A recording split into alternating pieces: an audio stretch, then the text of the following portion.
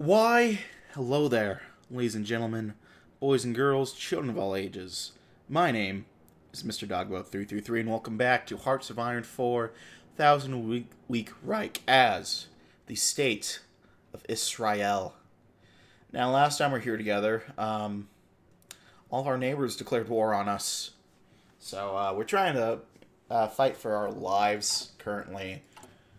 We also kicked out the... I just forgot their name, which is awkward because I just read the name.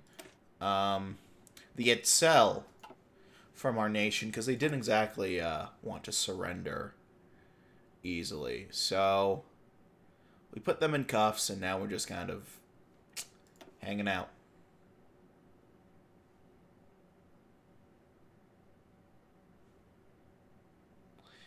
So we're just kind of trying to get things sorted. We're building up a proper Air Force. I think next we're going to be... should probably do the next step forward, honestly. I think that's going to be the game after we get our Air Force going. And I think I'm feeling a little greedy, chat. I want to go for all the chips. I'm putting all my money in on it. I mean, so far, so okay. How are they doing manpower? Jordan has almost no manpower. My God.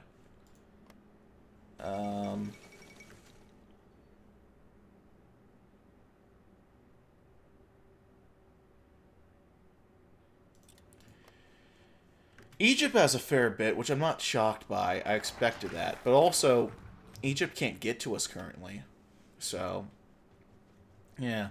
Let's get the Hammers program going. I'm curious about this. Our agents of the United States have presented a tantalizing proposal, smuggling decommissioned B-17 bombers into the country to give us a powerful edge and firepower against our enemies. These planes, since converted for civilian use, but easily reactivated, would be nice up our sleeves, but bringing them in will not be easy.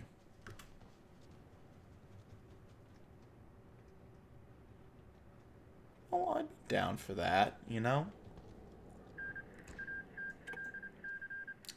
Looks like Georgia and Abkhazia have sorted out their stuff. The starved man limps into the recruitment office, his clothes torn and hair barely grown since his escape from the gulag. Outside information in such a place was scarce, let alone after the war, but it not stopped him from piecing together the events of the past few years. He had heard of the horrors committed by the German invaders against the very country holding him captive. Ironic, he thought, that the very same people imprisoned him were now fighting against the same enemy. 8 years, they told him, breaking large rocks into small rocks at gunpoint in the freezing cold. He thought of his past in Poland, of his failed attempts to smuggle Jews out of the country and into Romania. He thought of the day the NKVD rounded him up, the long, long ride to Pechora. It was no matter now. The escape had been swift, the journey had not. Through the Urals, the Kazakh steppes, the Afghan mountains, and finally the Indian Sea. He had to steal to afford the ticket for that boat that had taken him to Haifa. Yet the man was not broken. The land he dreamt of since his childhood was within his grasp, and he would not let it slip away. He entered the office, and the officer looked at him with a confused expression. "What brings you here?" "I will fight." "Not looking like that, you won't." "I will fight." "Well, I admire your determination. What is your name?" "Menachem Begin." Isn't that the, I know he's an Israeli PM. Isn't he the founder of Likud? The ball's on that guy, I'll tell you.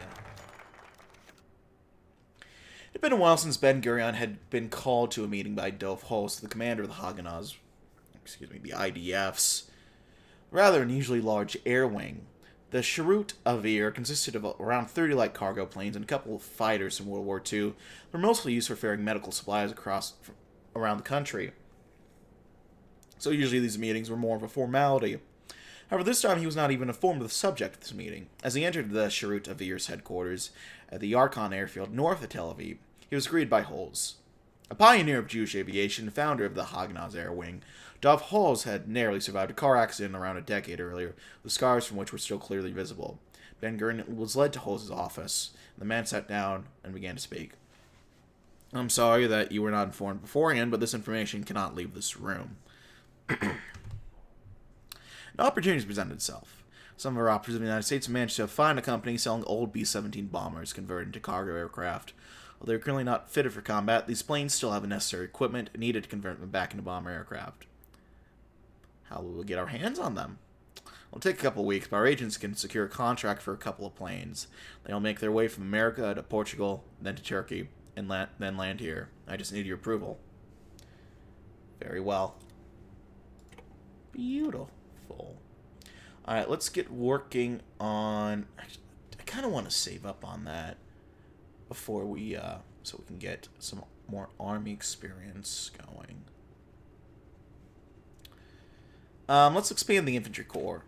It's imperative that we begin mass training a new division with modern rifles, artillery, and grenades. Emergencies such as this training should take days, not weeks. While soldiers will obviously be exhausted, they must keep going there to help defend our nation from our neighbors. The only people really fighting against us right now are the Arab Salvation Army. Part of me admires the hustle they're doing. Part of me also just wish they'd fuck off. Alright, gonna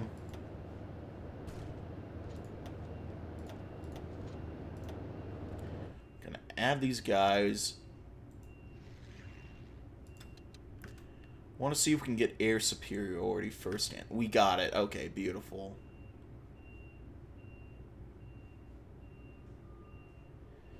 Now that we got that going, we can do some close air support. And we can do some strategic bombing. That's going to turn things around incredibly, I think. The Transylvanian truce up there. What is that about?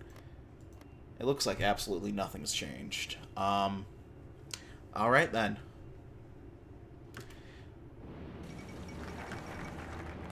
Expand the infantry corps.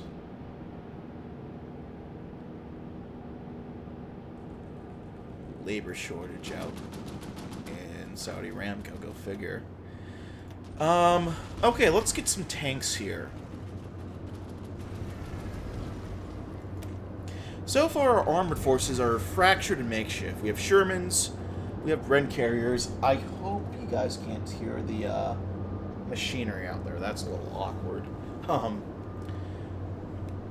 We have Bren carriers and, of course, the A-22 Churchills, though we do not yet have a distinct armored corps. It's time to learn from modern warfare, reorganizing them under one separate military branch to make use of the advances in armored warfare that have brought such change to the battlefield in modern times.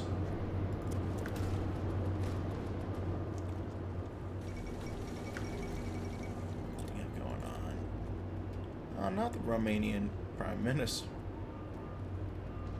Oh, I think that's actually the Iron Guard guy. That's probably good.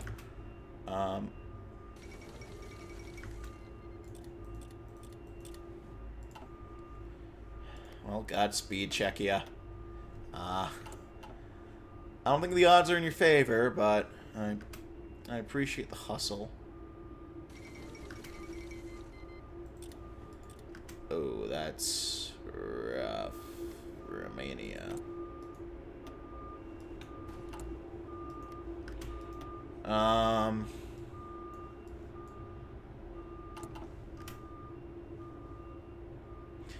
Okay, we're starting to slowly lose some oil. But it's nothing too bad. Okay, we got a normal division that just popped up. We're doing okay so far. Swiss Revolution. Horthy takes control.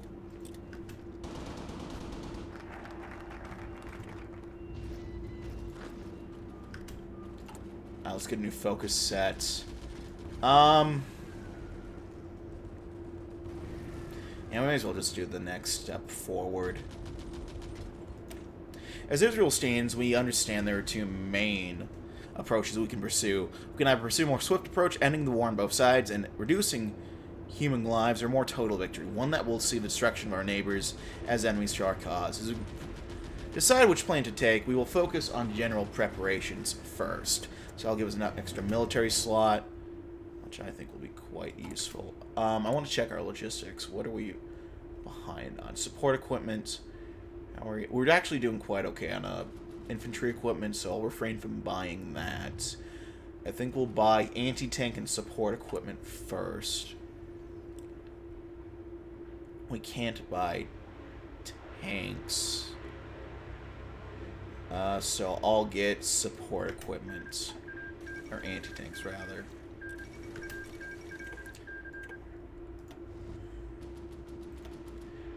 There goes our tank. Our beautiful, beautiful tank. Do these guys... Yeah, they get the focus tree now. Okay.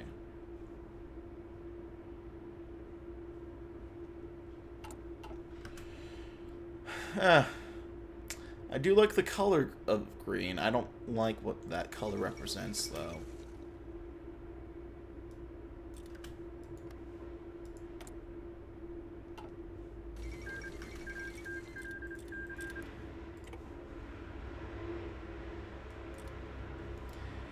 Okay. Yeah,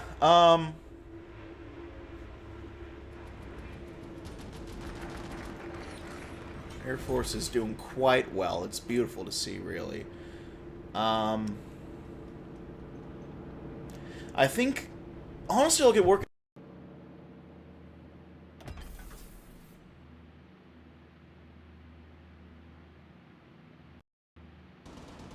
Test 1, 2. Test. Okay. I unplugged my microphone by accident. I almost had a heart attack. I'm gonna hope that the audio didn't get mucked up. I'm gonna save right now just in case.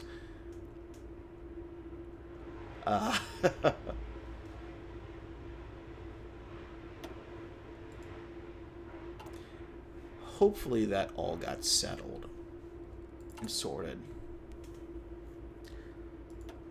What do we want to do? We can do industrial concern. I think we'll do the industrial concern.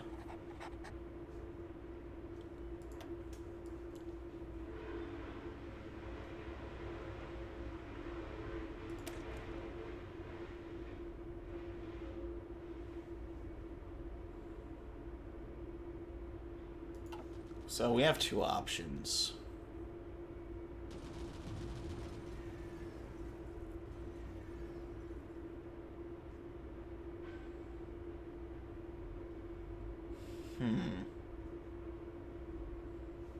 We have a swift victory or a total victory we could go for. So I'm guessing total victory is going to be West Bank and Gaza. While swift victory is just going to be a lot of our core stuff here. Let's do a swift Let's go for a swift victory. Well, do we want to be nice? I want to go for the achievements, and I'm a bit miffy on what alienate potential alliances here means. So we'll go for a swift victory here. While it is appealing to reach for a total victory, we mustn't be hasty. Yes, taking territories such as the West Bank is an attractive offer for many of the fervent Zionists in our ranks. But if it means a higher human cost, perhaps then it's simply not worth it at all. We must end the war and secure our state's existence as quickly as possible.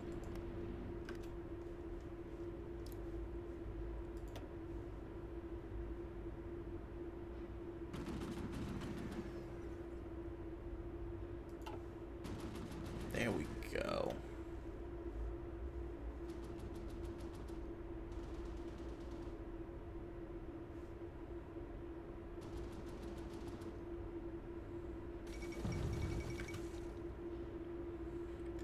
Filiberto, huh? Okay.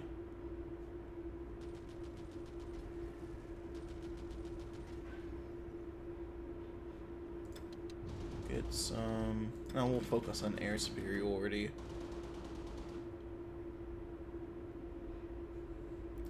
We'll work on some logistics strikes as well. I don't know if there's much logistics going on, but we'll get working on that. Let's formalize the Navy as well.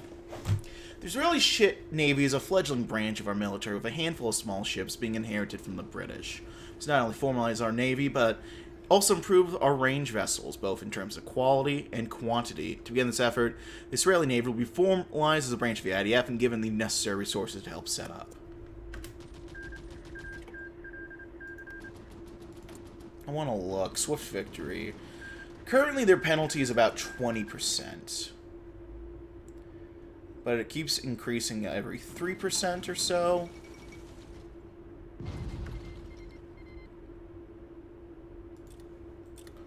I didn't know they had a...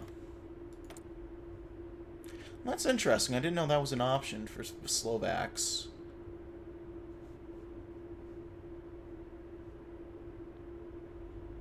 Huh. I didn't even realize Slovakia had... Oh, that's right. That's where this meme comes from. I forgot. Yeah.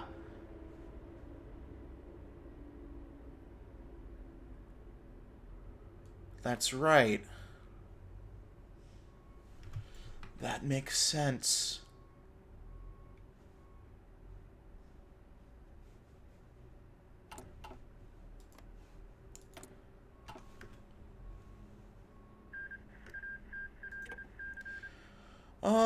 I am curious if we do any push action, what'll happen now. I'll wait till the start of the month. In the meanwhile, we got a naval yard. Let's work on some convoys. And let's break the blockade as well. We must use our fledgling fleet to escort cargo ships to the Mediterranean, past the blockades of the Arab states that they're attempting to enforce. Each successful convoy bolsters morale. Each sunk vessel fuels despair. If we are successful, the sea shall be ours.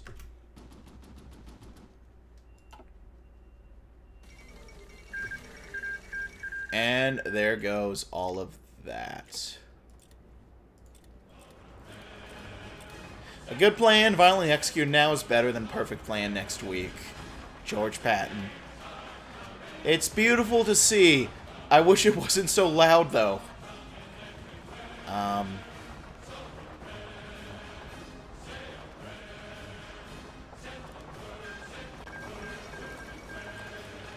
Yeah, there we go. Is that loud enough for you guys? Good on the Swiss for making it out alive. I'm happy for them. Anyway.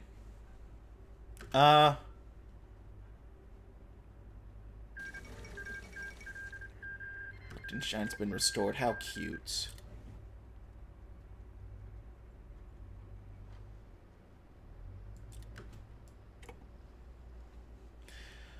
Alright, let's try doing some pushes. Okay, we can retake Haifa.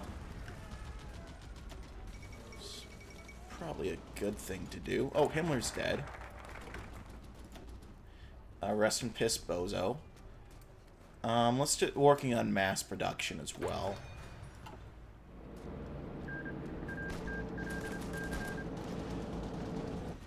Okay, look at that. These pushes are starting to get going.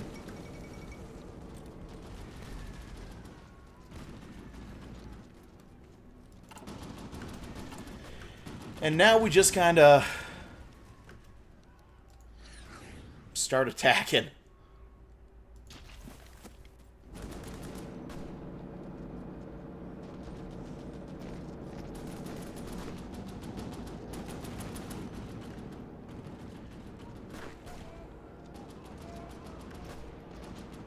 Yeah, there we go. I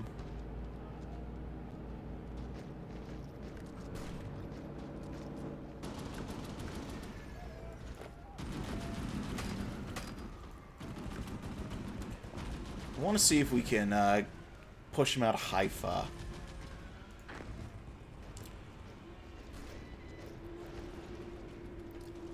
Because potentially when we do that...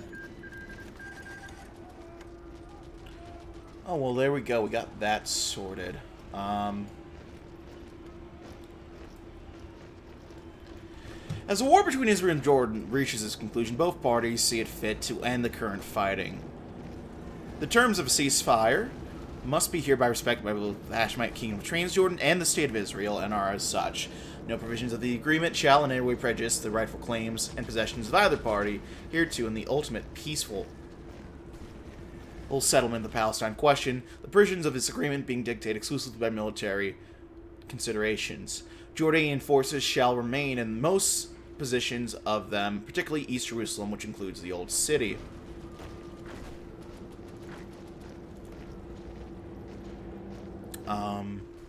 Jordan withdraws its forces from their front posts overlooking the plain of Sharon. In return, Israel agrees to allow Jordanian forces to take over positions previously held by Iraqi forces.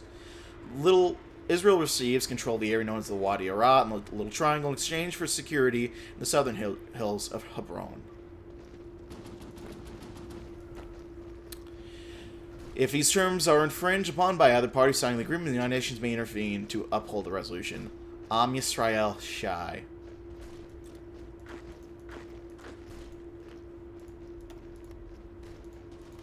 So, that's over there.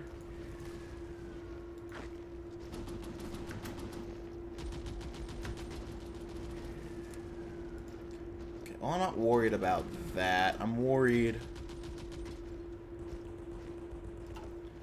about these different fronts.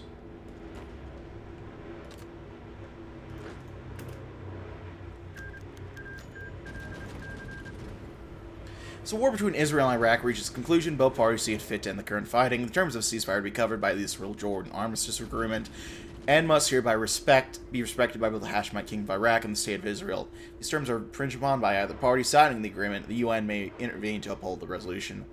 Am Yisrael Shai.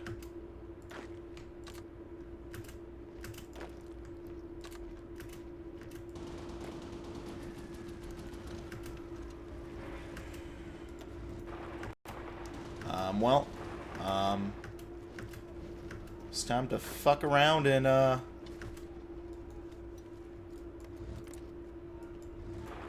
get to the Sinai.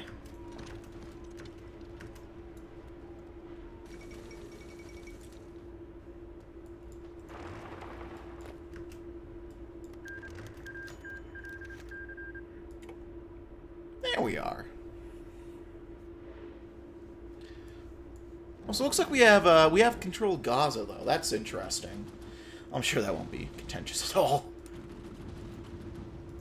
Well, we only have one thing to do, boys, and that's crush these guys.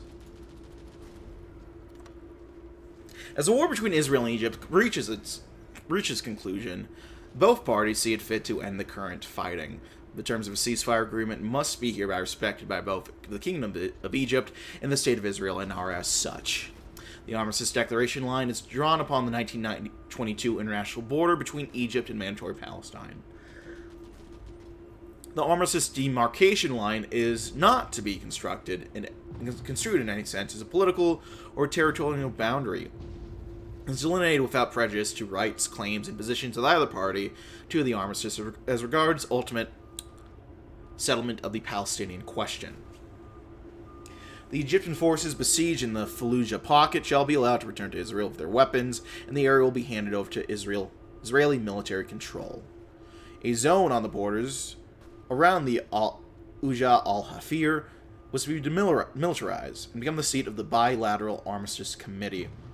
If these zones are infringed upon by either party signing the agreement, the UN may intervene to uphold the resolution. Am Yisrael Shai. Beautiful. Alright, so we got the Negev Desert now. We have the Gaza territory. I don't foresee any issues coming from us being in there. No. No, sir. Or madam. Alright, let's crush these Jew haters.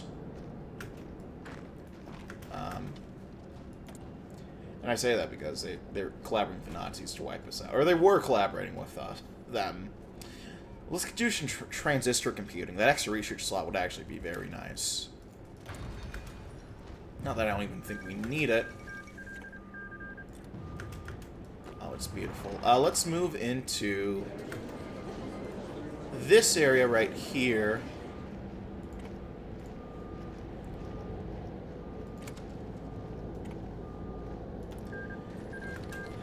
And, hey, Syria, how you doing, buddy? How's all that treating you, huh? That's what I thought.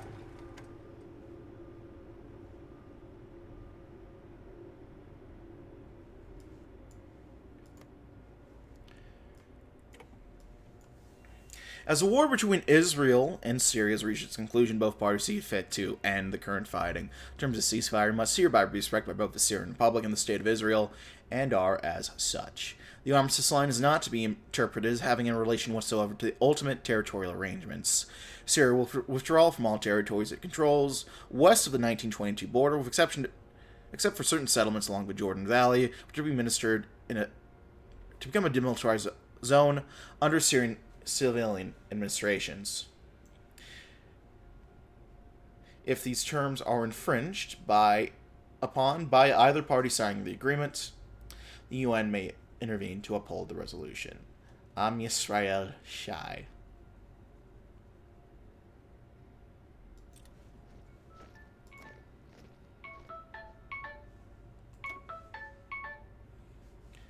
Well, it is no dream. After 2,000 years of slavery, of exile, of oppression, and genocide, after 2,000 years, just as our Maccabee forefathers lit the menorah in the temple, we will raise our flag on the shores of the Red Sea, proving that once and for all we have staked our place in the brotherhood of nations as one.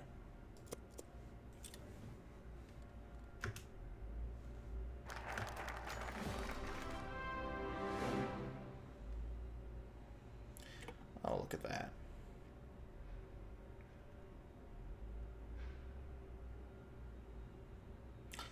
Ooh, good lord, that's it.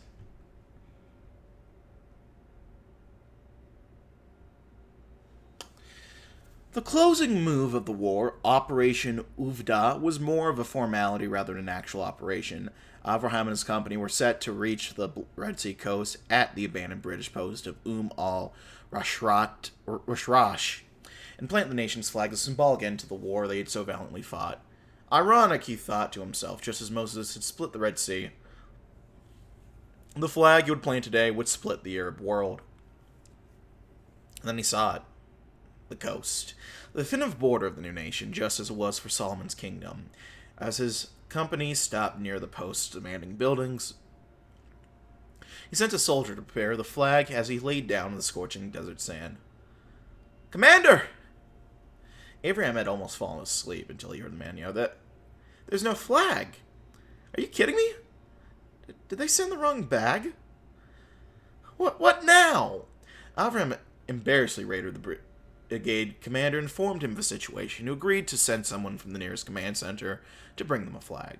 The jeep arrived a few hours later, carrying a crudely made flag with ink stripes and a sewn-on Star David ripped off of a first aid kit. It would have to do. Avram climbed slowly up to the flagpole where the British flag had once waved, and slowly tied the crude flag to it. It was done. After thousands of heroic sacrifices and millions of souls who could not live to see this moment, it was done. As Avraham Adan hung from the flagpole under the desert sun, he finally saw the promised land of milk and honey. Today was facts. So we have a lack of a constitution now, and we get an island economy, which just kind of fucking sucks. But here it is. As the Israeli flag waves at al-Rashrash, and the band of a new nation stretches from the dawn to the Red Sea, it would appear that this Arab-Israeli war has come to its conclusion. After successfully defeating the Arab-Palestinian forces during the first phase of the war, the new nation was invaded by most of its neighbors, but the distance and the morale of both sides proved to make the difference, with the determined battle-hardened Israeli forces eventually counterattacking and driving the collapsing Arab armies out of most of its democratically former mandate. With the defeated Arab nations left licking their wounds, today the Jews have finally once again staked their own spot in the brother nations. Israel Shai. Well, this is I think this is a good place to leave off, ladies and gentlemen. Thank you as always for watching. I hope you like this video. If so, leave a like. If not, feel free to dislike. If you want to see more of this content in the future, hit the sub button for uploads weekdays as well as Saturdays. Leave any comments or feedback down in the comment section below. I read all the comments I get, and I do appreciate any feedback you might have for me. And yeah, I think I'm going to leave things there. But thanks always for watching, my friends. My name has been Mr. Dogbob333, and I'll see you all next time. Bye-bye.